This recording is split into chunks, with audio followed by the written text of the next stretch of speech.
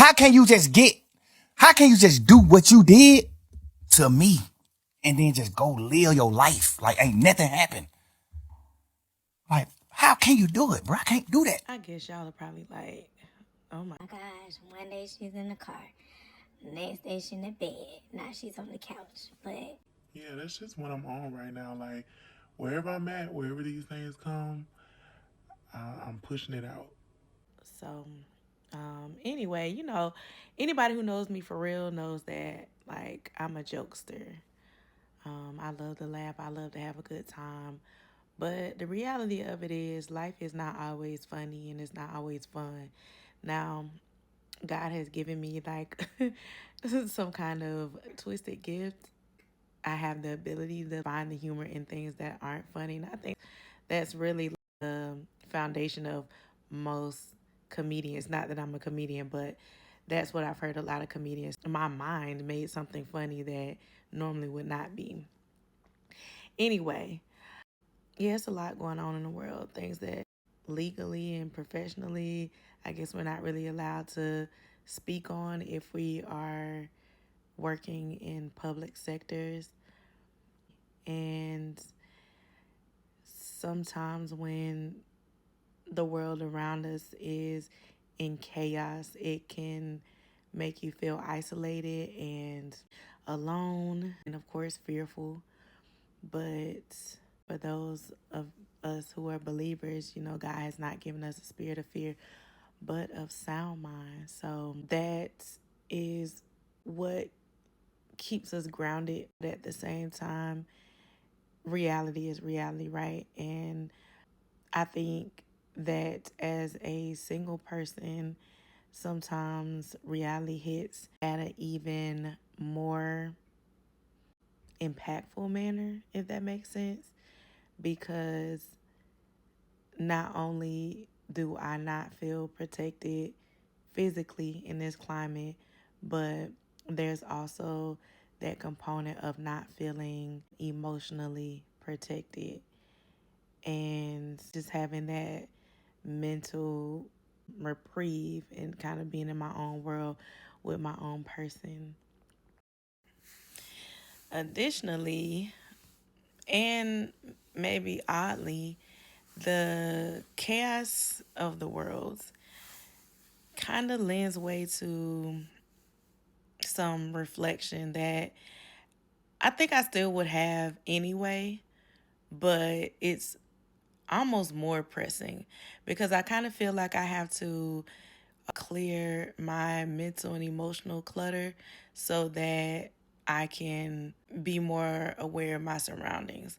I don't know if everyone or if you, the listener, is familiar with dissociation, but that is something that I can say I've defaulted to a lot as a trauma response. And so sometimes when I am triggered or I feel unsafe, I'll kind of, some people call it like going through the motions. It's just a way of detaching so that your central nervous system doesn't get overwhelmed and shut down completely, basically. I'm trying to do things differently and in a conducive way, I guess you could say. One of the things that I've been, if you want to say, tussling with is I'm nervous. I recently dealt with a discard, meaning I was discarded by someone I cared deeply about and that I thought cared deeply about me. I'll get more into it. It's probably going to be a story time one day. I was sitting there thinking one day, like, it's so crazy. Somebody who said they would die without my presence in their life was able to erase me from their life, from their space, with conviction, and their life didn't miss a beat. Like, here I was mourning and grieving this very much alive person. And I think that'll be another component that I want to unpack. I want us to unpack together. But I was grieving this living person. And I mean, I couldn't literally see it because they blocked me on all platforms and all methods of communication.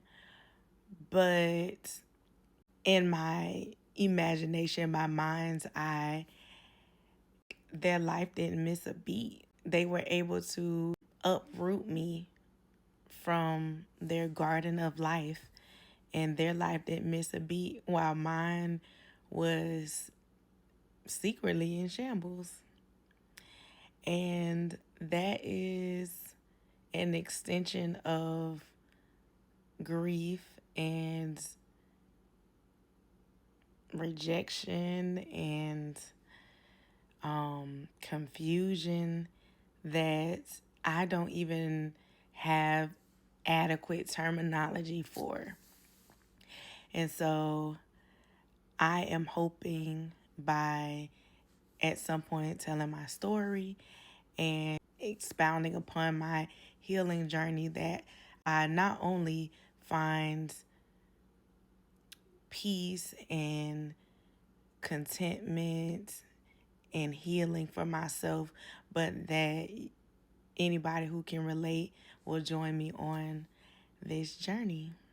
That's crazy though, isn't it? Like how something that destroys your world, seemingly, at least in the moment, doesn't even begin to shake the world of the other person.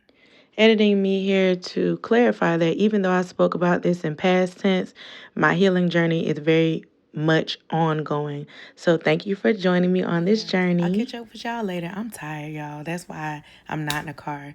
But love y'all. Bye.